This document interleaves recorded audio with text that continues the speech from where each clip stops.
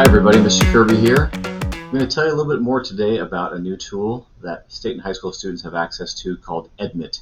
I'm also going to bring my friend Seth in via YouTube to tell you a little bit more as well. Enjoy! So wherever you end up, you get logged in with Edmit and so forth, there's going to be the easiest way to navigate is here up on the top right.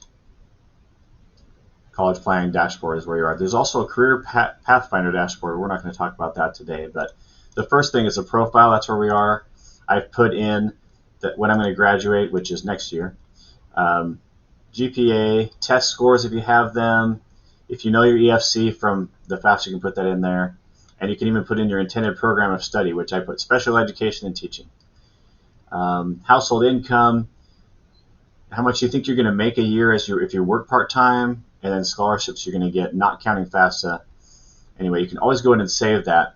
But again, up here at the top right is where you can always get back to where you were. So then your college list, you can see I've already done some of these pieces. I've added colleges, and it gives you the estimate, which again talks about how much you're probably going to pay to go to that school.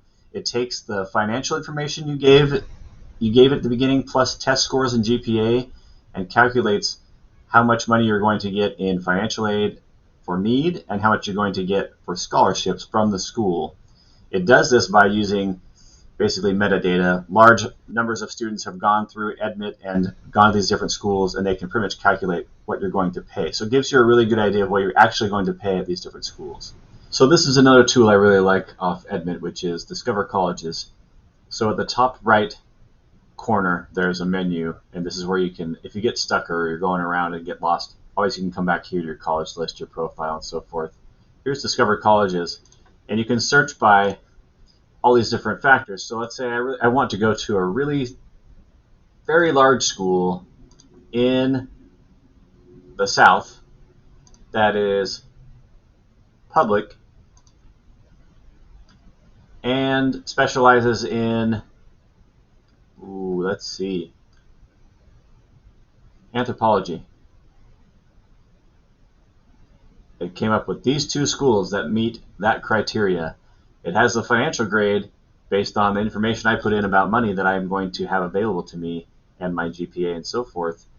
Auburn and East Carolina are the two options of very large schools in the South that are public and have anthropology. So again, it's pretty neat. You can go through that. And it has some others you can consider as well based on your preference. It goes down to that. So this is kind of neat just for discovering schools, and you can also look at financial grade, and you can also look more at the school and just learn more about them. So I like that tool as well. Again, you can find that here on the top right. If you go down to the menu, find lots of different pieces there. Hi, I'm Seth. I'm Director of School Partnerships at Edmit. We have a really exciting new feature that we want to share with you today.